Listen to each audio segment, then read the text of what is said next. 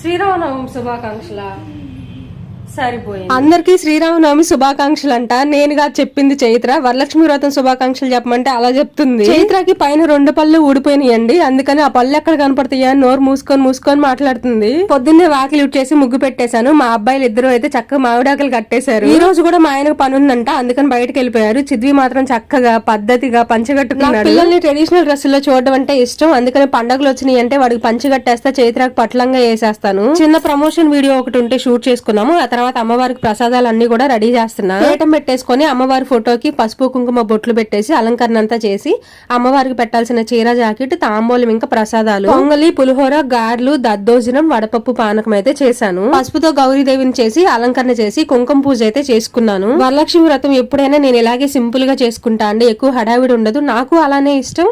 ఎక్కువ చేయాలన్నా కూడా ప్రస్తుతానికి నేనున్న పరిస్థితుల్లో చేయలేను. నేను లక్ష్మీదేవికి పూజ చేసుకునే లోపల చైత్ర చూడండి ఎంత చక్కగా పూజ చేసిందో. అలంకరణ గాని దీపం గాని ఎంత చక్కగా పెట్టిందో. పూజ ఇంత చక్కగా చేస్తుందని నేను అస్సలు అనుకోలేదు. చైత్ర చేసిన పూజ నచ్చితే లైక్ చేయండి.